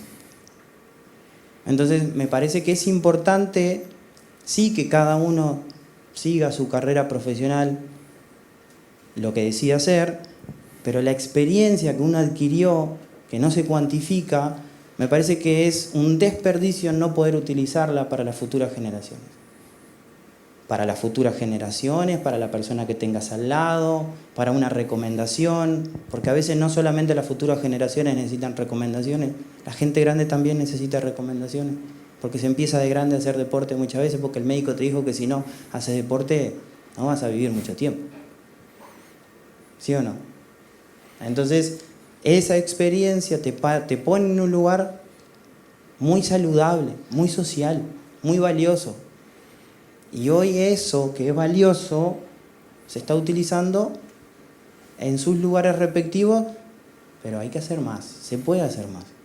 Y eso creo que esta instancia que estamos haciendo acá es parte de ellas. Eso es lo que yo tengo para decir.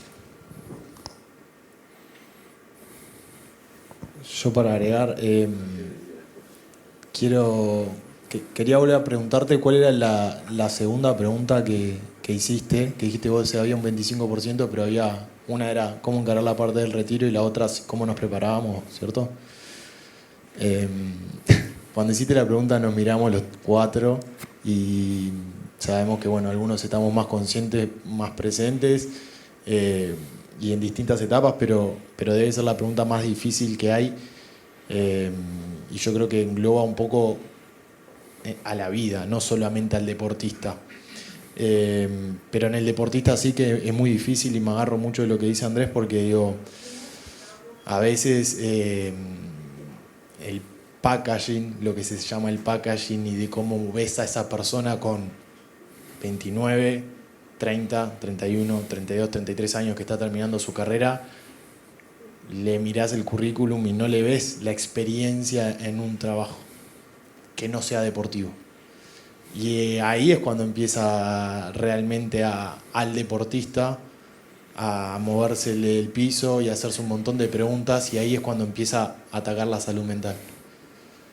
De que yo no tengo las herramientas en un papel, pero seguramente en habilidades blandas las tengamos mucho más desarrollados que cualquiera que haya hecho una carrera de 8 años.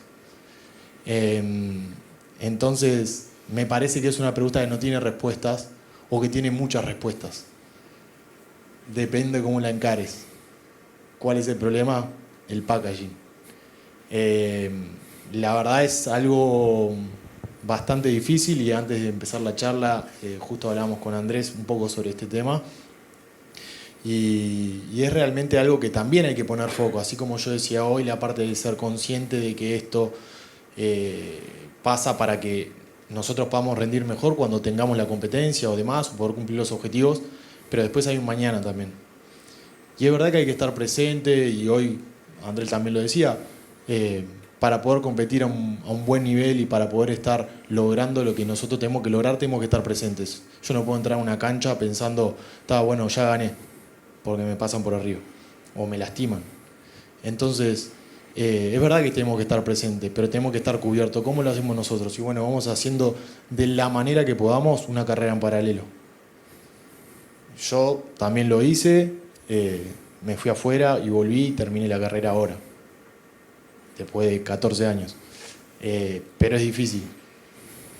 En ese punto, entender que el entorno deportivo, la institucionalidad deportiva, tiene una responsabilidad al respecto. 100%. Lo mismo que decía hoy, digo, la institución tiene responsabilidad en cuanto a que el jugador, la salud mental del jugador es muy importante para que le rinda. Porque vos me vas a estar exigiendo de una manera que yo capaz que te la puedo dar, pero si yo no estoy bien no te la voy a poder dar nunca. Ahora, el después también es 100% responsable. De los dos, no le quito la responsabilidad al jugador, pero la organización, la institución o la unión tiene responsabilidad también como para colaborar a la reinserción o a la inserción en un sector laboral distinto.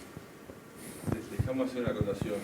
Nosotros del Comité Olímpico, la Comisión de Atletas, hace unos talleres el día después que me parece que está empezando, pero es una cosa muy positiva.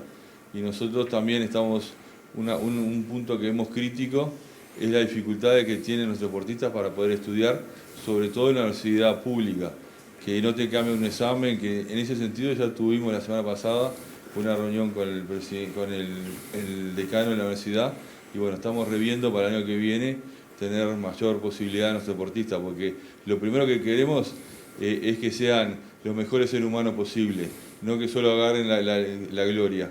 Queremos la gloria, pero también queremos que sean la imagen de nuestros jóvenes. Entonces, para eso precisamos primero formarlos como personas. Esa es la visión que tiene el Comité Olímpico, y en eso estamos trabajando también. Y te voy a decir una cosa, las habilidades blandas son lo más difícil de conseguir, y todos ustedes lo tienen, lo otro se aprende rápido. O sea que ustedes tienen lo más importante, así que confíen en ustedes. Bien, muchas gracias. Muchas gracias. Un agregado a esto que estaban hablando para tratar de entender la complejidad de la cuestión del retiro como factor de riesgo de salud mental del deportista tiene que ver con que la mayoría de nosotros sabemos a qué edad nos vamos a jubilar y estamos mirando esa edad y estamos deseando llegar ahí porque ya sabemos lo que viene y hay una estabilidad económica atrás. En el caso de los deportistas muchas veces no hay una edad, o sea, hay un rango de repente, pero no hay una edad particular, y al contrario que nosotros, ellos no quieren llegar ahí. Entonces, todo eso juega un montón y está buenísimo que haya iniciativas para acompañar en esos momentos. Bien, pasamos al bloque 4, que es el último. La idea de este bloque es dejar algunas herramientas prácticas bien sencillas y bien fáciles que ya pueden empezar a aplicar en su día a día para mejorar su salud mental. Entiendo que el material después se va a compartir, así que van a tener la posibilidad también de compartirlas en las instituciones. Son 4, bien cortitas. La primera, esto un comentario que surgió cuando hablaba con los chicos, y que pasa a veces cuando voy a trabajar en algún club, los deportistas me dicen, yo todo eso ya lo hago, ya lo hacía, no sabía cómo se llamaba. Pero claro, siempre les remarco la importancia de sistematizar esas cosas, esas prácticas que muchas veces heredamos de algún compañero mayor o que aprendemos por ahí, vemos en un video.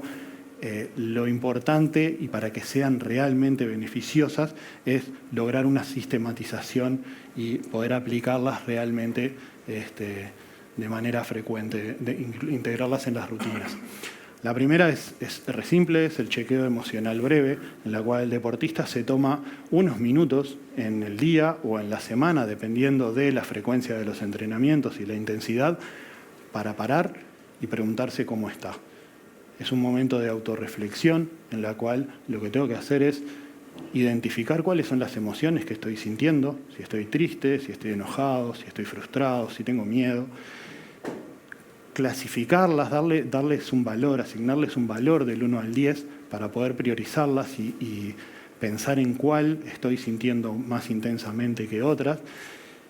Luego, identificar cuáles son las causas, qué cosas pueden estar generando esas emociones en ese momento y pensar en herramientas o alternativas para poder gestionarlas, que puede ser conversar con alguien, puede ser tomarme un tiempo más, puede ser descansar, puede ser consultar a un profesional. Esto lo que ayuda es a prevenir, mejora la autorregulación emocional, pero también ayuda a prevenir posibles desbordes que se puedan dar en el futuro. La segunda son las microrutinas de recuperación mental, y esto tiene que ver con lo que hablaba Andrés hace un rato de vivimos para el deporte. La idea es introducir en las rutinas de todos los días actividades que no tengan nada que ver con el deporte al que me dedico. Puede ser otro deporte, puede ser un juego, un sudoku, o sea, cualquier actividad que yo sé que disfruto, pero que no tenga nada que ver. Integrarlas en la rutina son ejercicios de 6 a 10 minutos sistematizados en los que yo salgo del rol en el que estoy y me mantengo activo, pero desde otro lado. Esto ayuda con la fatiga cognitiva y también previene el burnout, es fundamental. También tenemos las autoinstrucciones, que es una herramienta muy conocida, muy difundida por la programación neurolingüística, una herramienta cognitivo-conductual que lo que hacemos es generar anclas mentales, o sea, cargar alguna frase o alguna palabra de contenido emocional para ayudarme a mí mismo a alcanzar el nivel de activación o el sentimiento que necesito en un momento de mucho estrés. Entonces yo ahí lo que tengo que hacer es elegir qué palabras o frases pienso que van a funcionar para mí con 3 objetivos. Una va a ser para llamarme la atención, otra va a ser para calmarme y otra va a ser para motivarme o activarme. Entonces, una vez que tengo esas 3, durante los entrenamientos lo que hago es repetírmelas para asociar la emoción a la palabra, y eso después me va a ayudar durante la competencia a lograr esa emoción o ese nivel de activación, que puede ser calmarme, puede ser motivarme o simplemente un llamado de atención. Esto es lo que hace, como palabras como estoy listo, yo esto ya lo hice, tranquilo, respira y dale. Este tipo de frases lo que hacen es prevenir desbordes emocionales o ayudar al rendimiento también, porque me pueden salvar de una baja activación o una sobreactivación durante una competencia. Y por último, muy importante, no es una herramienta psicológica en sí, pero nosotros lo recomendamos mucho, el tema de tomar las decisiones cuando estamos bien. No esperar a estar atravesando una crisis en la que voy a estar emocionalmente afectado para tomar decisiones.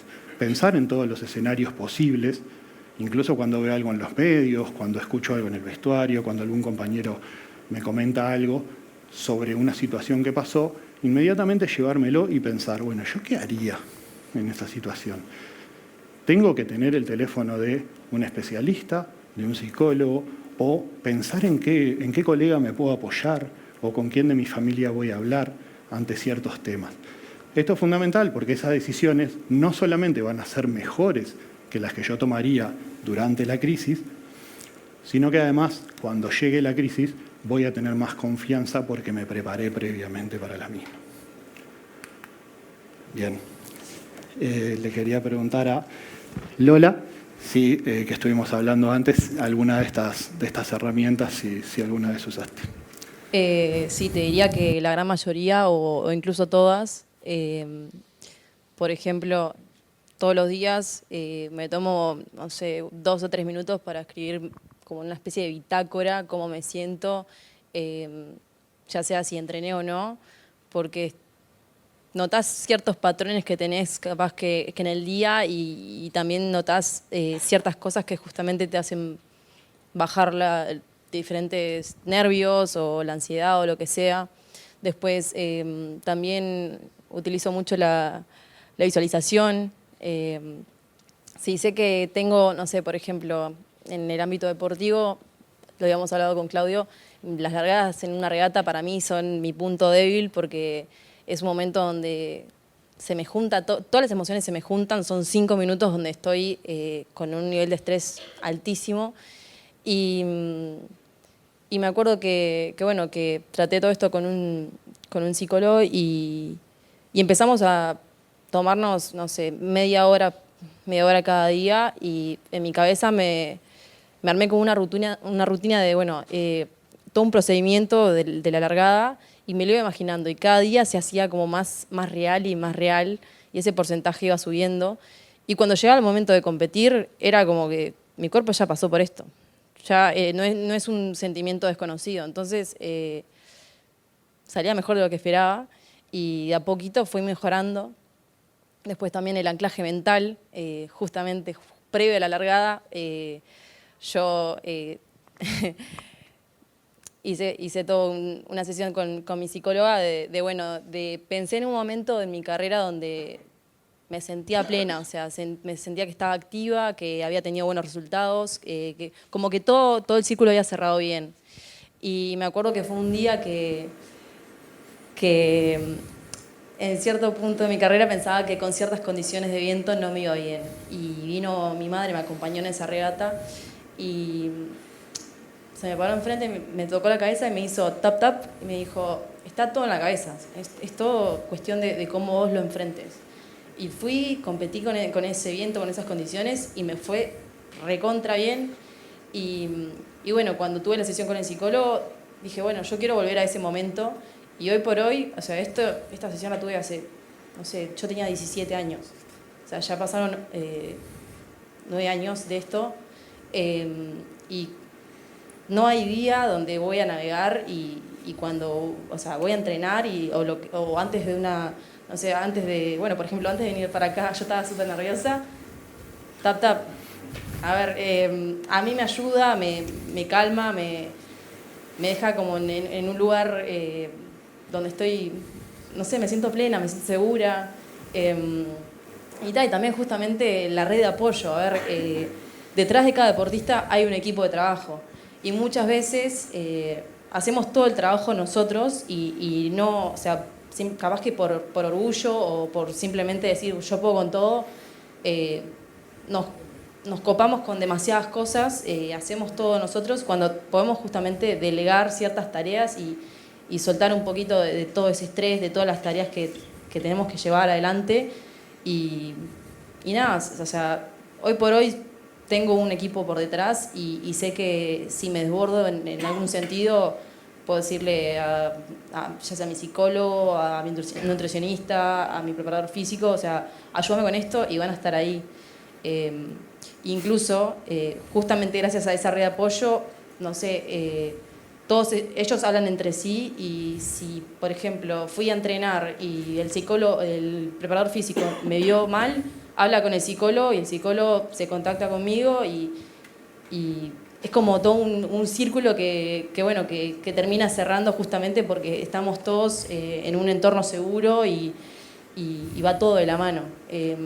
La verdad que todas esas herramientas las utilizo y en este caso lo estoy poniendo todo en el ámbito deportivo, pero creo que son herramientas que te pueden servir en el día a día y más allá de si sos deportista o no.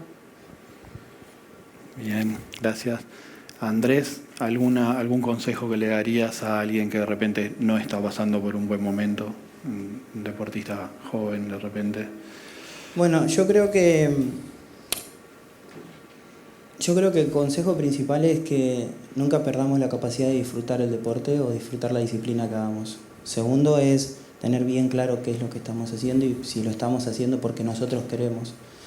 Lola dijo algo importante, que tener una red de contención o rodearse de personas positivas y que te alienten a seguir y a más, y a avanzar, es muy importante porque, en definitiva, ser fuerte no es quien aguanta más, sino quien tiene la posibilidad y la capacidad de poder hablar. Así que para mí todo eso que estamos hablando y lo que dijo Lola, la red de contención, son lo más importante. Bien. Inés, vos que todavía tenés un rol dentro del deporte y de lo institucional, ¿qué consejo darías?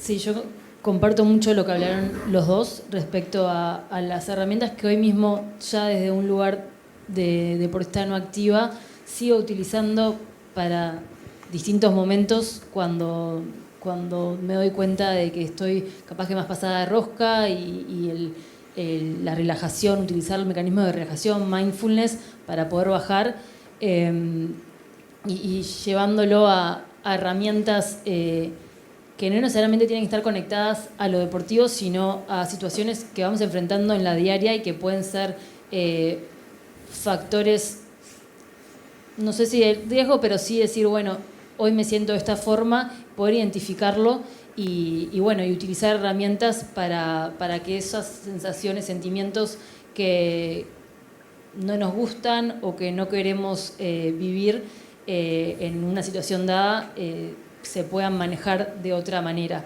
Creo que, como un poco cerrando, en realidad el espacio del poder conversar sobre estos temas, sobre la salud mental y poner la salud mental en un lugar a la par de la salud física es muy importante. Entonces me parece que el dar estos espacios y abrir la puerta para que, en este caso, deportistas activos y nuevas generaciones puedan conversarlo con mayor naturalidad y saber que tienen las herramientas y dónde las pueden encontrar es algo muy importante.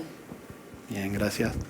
Bueno, tenemos un par de minutitos, si alguien quiere hacer alguna pregunta.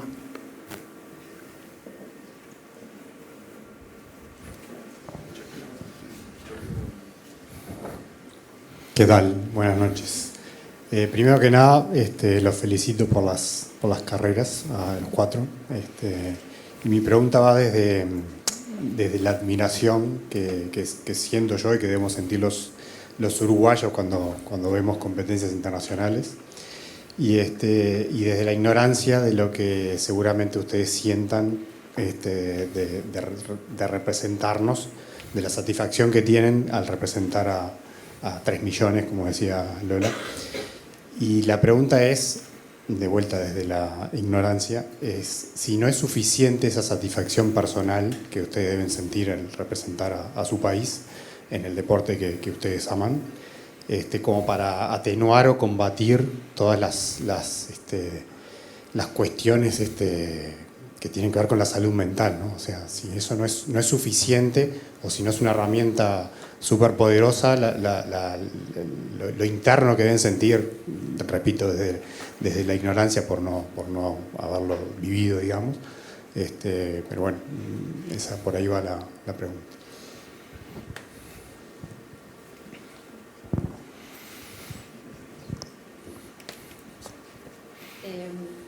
Yo respondo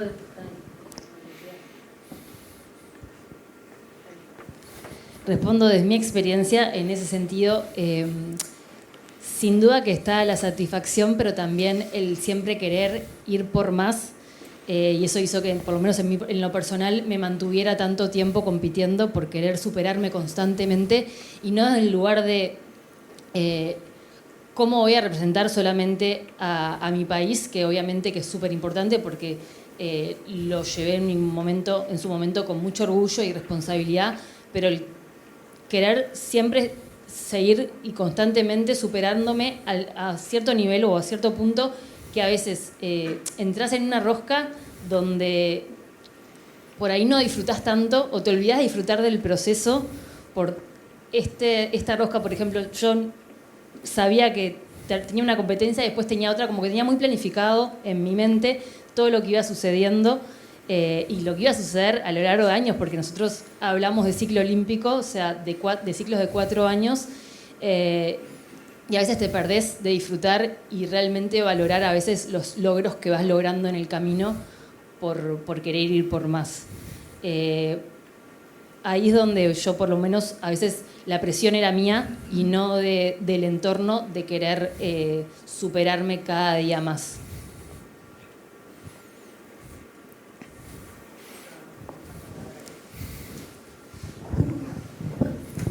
Salud mental, hablamos del equipo de trabajo, hablamos de diferentes roles de esa red de contención, hablamos bastante del psicólogo, pero ¿qué opinan ustedes? ¿Qué porcentaje de importancia o de responsabilidad tiene un entrenador o debería tener un entrenador con respecto a la salud mental del deportista?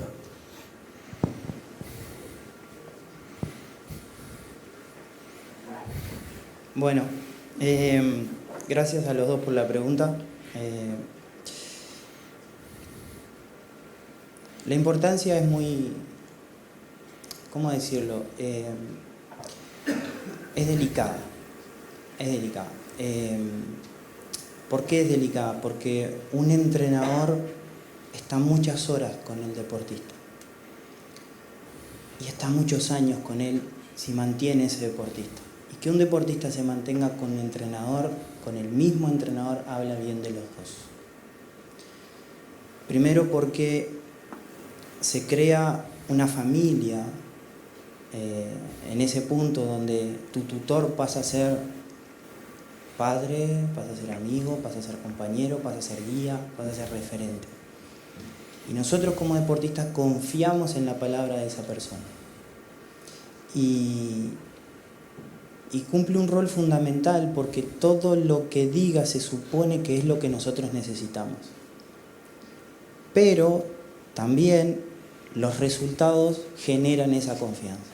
Durante muchos años con mi entrenador Barrios, nosotros creamos un lenguaje cuando yo hacía pruebas combinadas donde el entrenador está en las gradas y desde donde estoy yo dentro de la pista hay 80, 90 metros. Nosotros nos entendíamos solo con gestos, porque en un estadio lleno de personas no había cómo comunicarse verbalmente. Entonces, llegar a ese tipo de comunicación, a ese tipo de confianza y obtener resultados, nos sentamos, mirábamos un plan, hay que hacerlo así, de esta forma, tenemos que hacer esto, queremos llegar acá en 2 meses, en 6, en 1 año, en 4. Incluso cuando te dice, no puedes ir a este torneo porque no estás preparado mentalmente ni físicamente, porque estás en una edad temprana o X momento donde vamos a dejar pasar 1 año más, no vas a viajar este año, vas a viajar el año que viene, vos te tenés que resignar a eso. Entonces, el entrenador cumple un rol fundamental desde su formación académica, desde su formación espiritual y desde un montón de otras habilidades que hacen que nosotros, porque estamos bajo ese régimen de aprendizaje y enseñanza, puede llegar a convertir a esa persona en un igual. O sea, esto es muy importante. Un entrenador puede convertir al deportista en un igual. O sea, lo puede hacer a su antojo, porque tiene una doctrina desde el entrenamiento, lo hablo más del deporte individual, ¿verdad? Tiene una doctrina del entrenamiento donde el deportista adquiere ciertas maneras de ser similares a la de su entrenador. Entonces es muy importante, eso sobrepasa la línea de referencia. Entonces, no sé cuál sería el porcentaje, pero puedo decir que es un tema muy delicado, muy importante, y la persona que está guiando a un deportista no solamente tiene que estar formada, sino también el entorno tiene que ver que esa persona está formada y cuidar al entrenador y al deportista, perdón.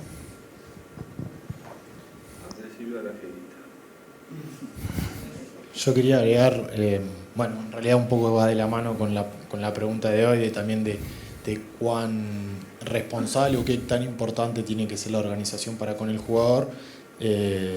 Insisto también, esa confianza que se genera y te lo lleva a un ámbito mucho más, a un ámbito laboral fuera de lo deportivo, qué importancia tiene la relación empleador-empleado, empleado-empleador, para generar esa confianza y saber de que ser un poco empático y saber el otro cómo está, si está bien, si está mal, como para poder darle frutos en lo que cada uno esté enfocado.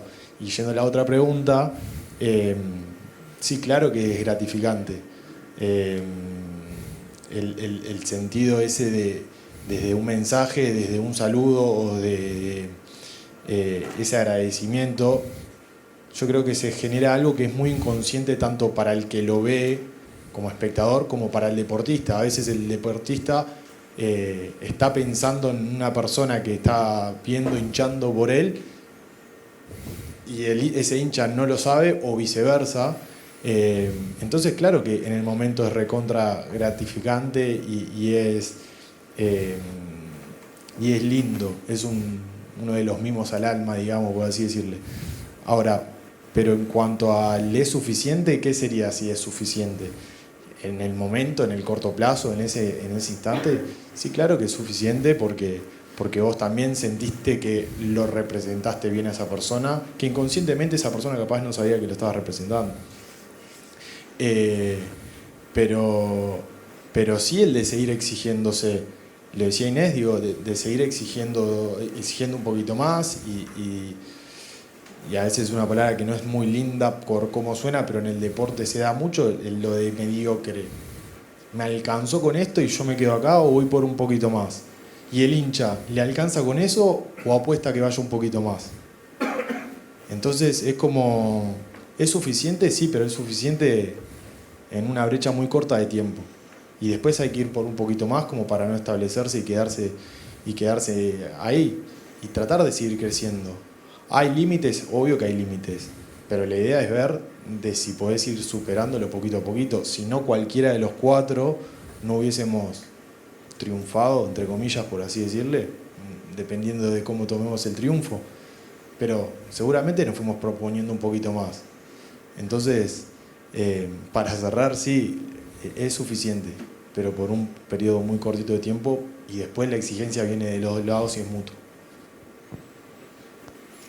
Bien, bueno, muchas gracias a todos por acompañarnos. Esperamos verlo la próxima.